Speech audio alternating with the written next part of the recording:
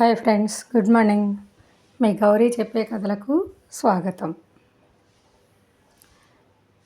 నిన్న మనము సుందరాకాండలో హనుమంతుడికి సీత కనపడక దుఃఖించడం తెలుసుకున్నాం. మనము ఇవాళ ఆ పవనపుత్రుడు పుష్పక విమానాన్ని చూస్తాడన్నమాట. ఆ విషయం ఏంటో తెలుసుకుందాం. మనం చూశాక హనుమంతుడు అదంతా కూడా ఎక్కడ సీత కనపడక వెళ్తూ ఉంటే పుష్పక విమానాన్ని చూస్తాడు. దానికి సాటి నగర సౌందర్యం అనేది మరొకటి లేదన్నమాట. అదంతా బంగారపు ముద్ద, అదొక పెద్ద మేఘంలా ఉంది. రావణుని రూపానికి, శక్తికి, తేజస్సుకి, వైభవానికి సర్వ విధాలా అది తగి ఉందన్నమాట. ఎక్కడ చూసినా రత్నకాంతులతో మెరిసిపోతున్న ఆ విమానం భూతలానికి దిగి వచ్చిన స్వర్గంలా ఉందిట. రకరకాల వృక్షాలతోనూ వాటి పుష్పాలతోనూ నిండి ఉన్న పర్వత శిఖరంలాగా అది తేజరిల్లుతోందిట. హంసలు మోస్తున్న సుకృతాత్ముల విమానంలాగా కూడా మెరిసిపోతోందిట ఆ పుష్పక విమానం. అది రంగురంగుల ధాతువులతో చిత్ర విచిత్రంగా ఉన్న పర్వత శిఖరంలాగా, చంద్రుడు, తక్కిన గ్రహాలు, నక్షత్రాలు నిండి ఉన్న ఆకాశంలాగా, రంగురంగుల మేఘాల రాశిలాగా కనపడుతోందిట చూడటానికి. ఆ విమానంలో సమస్త పర్వతాలతోనూ భూమండలం అంతా చిత్రించారట. ఆ పర్వతాలన్నీ కూడా అనేక జాతుల వృక్షాలతో నిండి ఉన్నట్లుగా చిత్రీకరించారట. మరి ఆ వృక్షాలన్నీ విరగబూసి ఉన్నట్టుగా చిత్రీకరించారట. ఆ పువ్వులన్నీ రేఖలతోనూ గింజల్కాలతోనూ చాలా రమ్యంగా ఉన్నట్టుగా చిత్రీకరించి ఉన్నాయట. మరి కలువలతోనూ తామర పువ్వులతోనూ నిండి ఉన్న చెరువులను కూడా అలాగా ఆ పద్మాలలో, ఆ చెరువులలో ఉన్న పద్మాలలో కేసరాలు కూడా దిట్టంగా చిత్రించారట. చక్కని అడవులు, అలాగా ఇంకా రత్నకాంతులతో మెరిసిపోతూ ఉండే మేడల కంటే ఎత్తుగా ఉన్న పుష్పక విమానాన్ని చూశాట హనుమంతుడు. ఆ పుష్పక విమానంలో వైఢూర్యాలతో చెక్కిన రకరకాల పిట్టలు ఉన్నాయట. వెండితోనూ పగడాలతోనూ చెక్కిన పిట్టలు ఉన్నాయట. వివిధ రకాల రత్నాలతో చెక్కిన రంగురంగుల పాములు కూడా ఉన్నాయట. మరి మణులతో చెక్కిన గుర్రాలు అందులో కూడా ఉన్నాయట.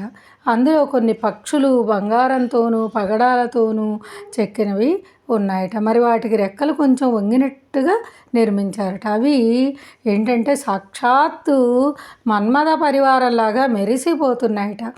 ఒకచోట చెరువులో లక్ష్మి తామర పువ్వుల మీద కూర్చొని ఉన్నట్టు చిత్రించారట. ఆమె చేతుల్లో కూడా తామర పువ్వులు ఉన్నాయట.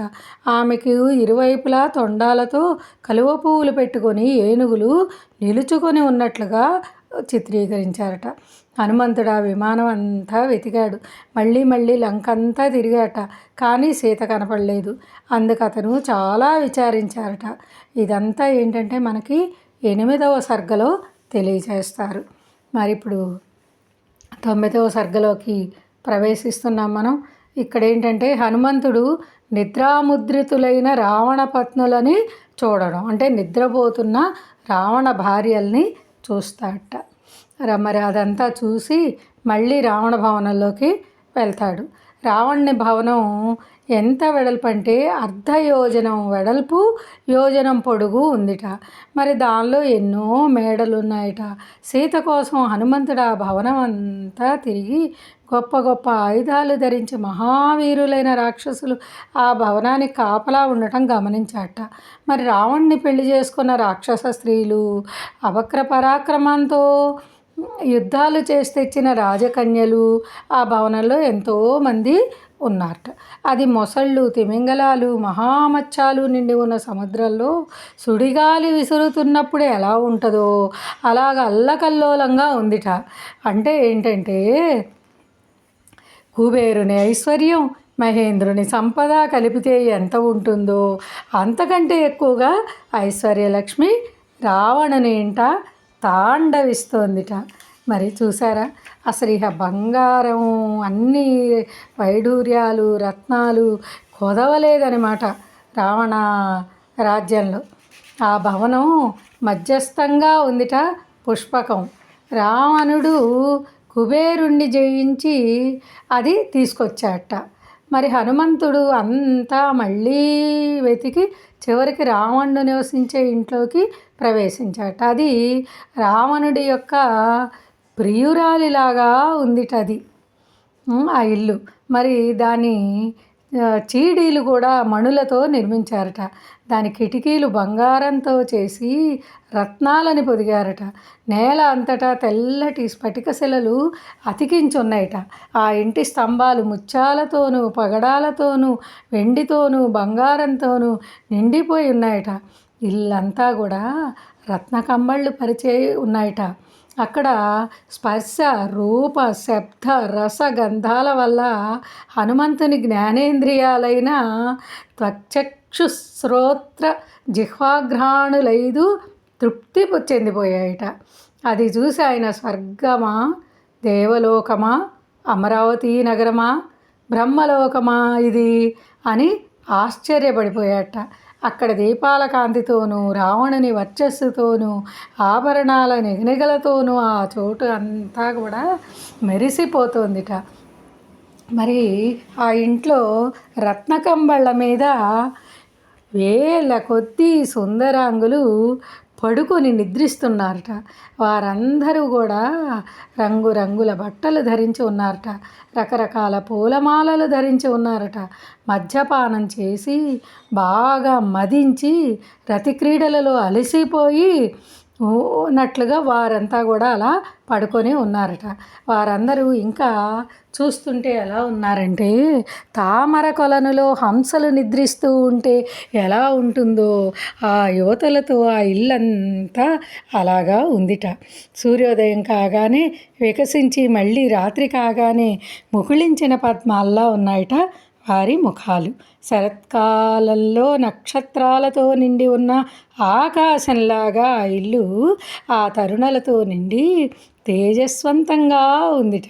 రావణుడు వాళ్ళందరికీ మధ్యగా పడుకొని నిద్రిస్తున్నట్ట. అతను సరిగా ఎట్లా ఉన్నాడంటే చుక్కల్లో చంద్రుడు ఉన్నట్లుగా ఉన్నట్ట. మరి హనుమంతుడు పుణ్యశేషంతో భూమిపై పడ్డ నక్షత్రాలన్నీ ఈ స్త్రీలయ్యాయి కాబోలు అనుకున్నట్ట వాళ్ళందరినీ చూసి. ఆ స్త్రీల రంగు కాంతి నైర్మల్యము సరిగా నక్షత్రాల రంగు కాంతి నైర్మల్యంలాగే ఉన్నాయట. మరి మధుపానం వల్ల అతిరతి క్రీడల వల్ల వివసలు కావడం వల్ల ఆ స్త్రీల ఆభరణాలు దండలు ఎగుడు దిగుడుగా పడి ఉన్నాయట ఒంటి మీద. కొందరికేమో బొట్లు చెరిగిపోయి కొందరి అందెలు పిక్కల దాకా ఎగబాకాయట. కొందరి హారాలు పక్కకి వేలాడుతున్నాయట. కొందరికి ముత్యాల హారాలు తెగిపోయి ఒంటి మీద పడి ఉన్నాయట. కొందరి వస్త్రాలు తొలగిపోయి ఉన్నాయట. కొందరు మలనూళ్ళు తెగిపోవడం వల్ల నిద్రిస్తున్న ఆడగుర్రాల్లా ఉన్నారంట. కొందరి స్త్రీలు మణికుండలాలు ధరించి ఉన్నారట. వారు ధరించిన పూల మాలలు బాగా నలిగిపోయి ఉన్నాయట. వారు అడవిలో ఏనుగులు నలిపివేసిన పూల తీగల్లా పడి ఉన్నారట. మరి రావణుడి గృహం ఎలా ఉందో, ఎంత సుందరంగా ఉందో, అక్కడ సుందరమైన స్త్రీలు, మరి సుందరమైన పరిసరాలు అన్నీ సుందరమే కదా. అందుకే ఈ సుందరాకాండ అంత సుందరమైందనమాట. మరి వింటున్నారు కదా. ఇంకా మిగతాది రేపు తెలియజేసుకుందాం మనము. చక్కగా లైక్ చేయండి, షేర్ చేయండి, సబ్స్క్రైబ్ చేయండి. అయితే మనము ఇంకొక విషయం తెలుసుకోవాలి కదా. నిన్న మనము కుజ మహాదశ గురించి చెప్పుకున్నాం కదా. ఈరోజు మనము బుధ మహాదశ గురించి చెప్పుకుందాం. ఈ బుధ మహాదశ యోగించినప్పుడు లేక బుధగ్రహం వల్ల ఏర్పడే ఇతర దోషాలు అనారోగ్యాలు ఏర్పడినప్పుడు ఈ గ్రంథంలో చెప్పబడిన శ్రీరామావతార సర్గము అంటే పారాయణం చేసిన సుందరకాండల అందలి 35వ సర్గని బుధవారం నాడు పారాయణ చెయ్యాలన్నమాట. చేస్తే మనకి ఉన్న అనేక రకాలైన